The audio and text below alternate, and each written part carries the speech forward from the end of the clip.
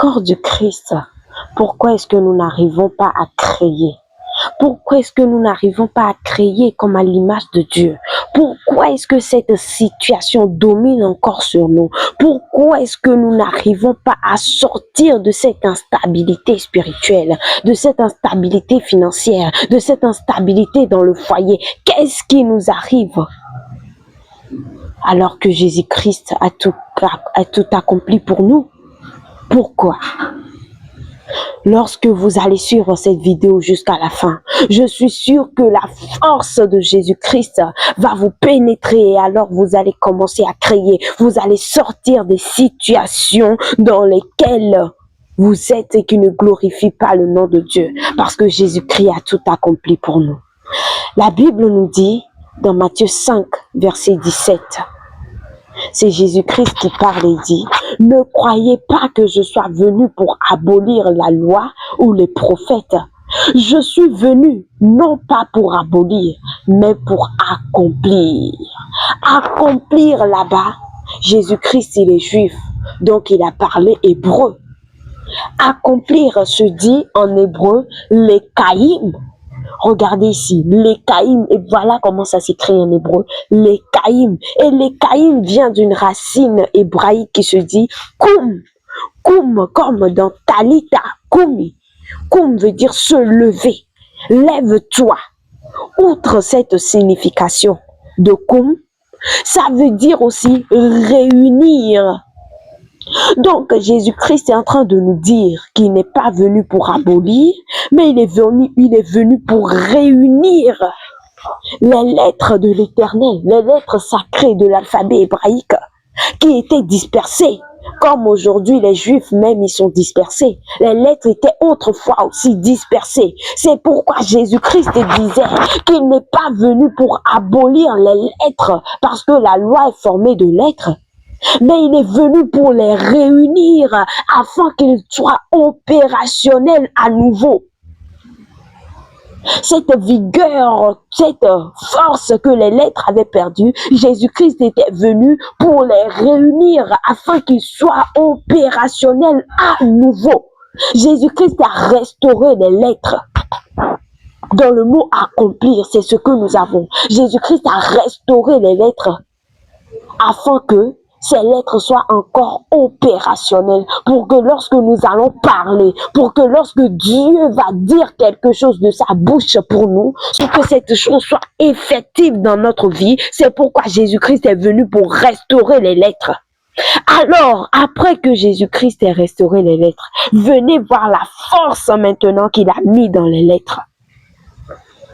Jésus-Christ a parlé à Pierre lorsque Jésus avait marché sur les eaux. Pierre l'a vu et il a dit, Seigneur, si c'est vraiment toi, permets que moi aussi, je marche sur les eaux. Jésus-Christ n'a pas fait une prière. Jésus-Christ a seulement prononcé un seul mot de sa bouche. Il a dit quoi? Viens, viens. En hébreu, il a dit beau.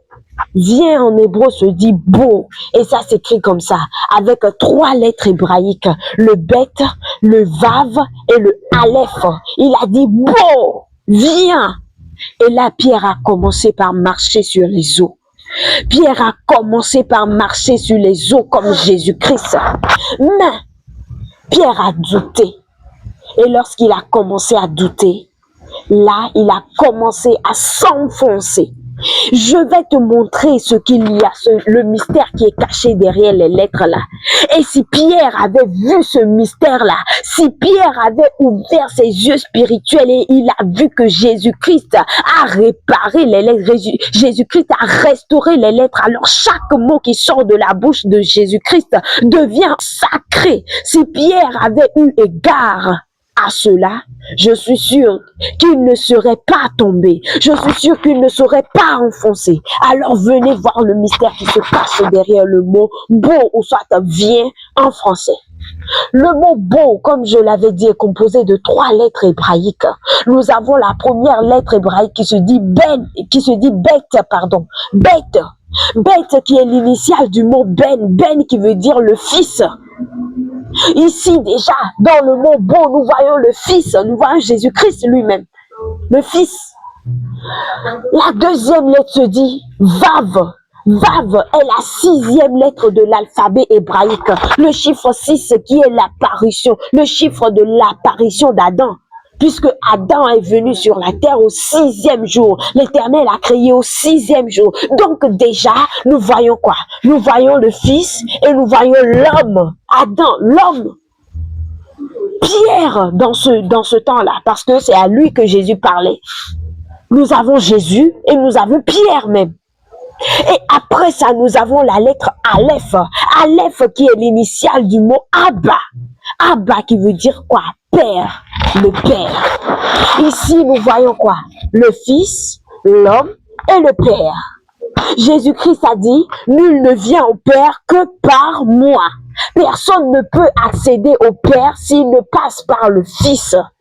Donc là, en ce moment, à cet instant T-là, lorsque Jésus-Christ a dit à Pierre, viens là, ce que Jésus-Christ a fait, c'est quoi? Il lui montrait un film. Et dans ce film, il y avait Pierre qui était au milieu du Père et du Fils.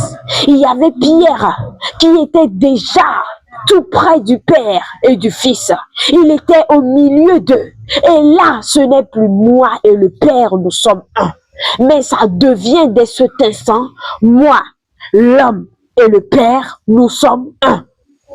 Parce que là, l'homme était en Jésus-Christ et Jésus-Christ était dans le Père. Alors les trois formaient un. C'est ce film-là que Jésus-Christ était en train de montrer à Pierre. Et si Pierre avait vu ce film, si Pierre avait vu à travers le mot viens, à travers le seul mot qui est sorti de la bouche de Jésus, puisque Jésus a réparé les lettres, a rendu les lettres opérationnelles. Alors vous voyez la puissance qui se cache seulement dans le mot qui est sorti de la bouche de Jésus, a dit viens. Alors toi aussi, quelle que soit la situation dans laquelle tu te trouves, est-ce la stérilité? Est-ce cette maladie? Peut-être tu es sur le lit d'hôpital, tu as une maladie incurable, les médecins disent qu'ils ne peuvent pas le traiter. Écoute-moi très bien, Jésus-Christ te dit beau, il dit viens, regarde-moi, tu es entre moi et le Père, tu es entre le Fils et le Père. Te voilà, c'est toi l'homme. C'est toi ça. Quelle que soit ta situation, sache que tu es ici. Quel que soit ce que tu traverses, sache que tu es ici. Tu es au milieu du Père et du Fils. Tu es au milieu du Père et du Fils. Donc, si quelque chose va prendre le dessus sur toi, c'est que cette chose a pris le dessus sur Jésus, a pris le dessus sur le Père premièrement, a pris le dessus sur le Fils avant de prendre le dessus sur toi. Donc, comme je rends grâce à Dieu, parce que rien n'est au-dessus du Père, ni au-dessus du Fils, alors rien ne peut être au-dessus de toi. Viens, Jésus-Christ t'appelle hors de cette maladie et viens. Sors de cette stérilité et viens. Beau, regarde-toi au milieu du Fils et du Père et viens. Lève-toi, coum, lève-toi. Que le Seigneur te fortifie. Au nom du Seigneur Jésus-Christ. Amen.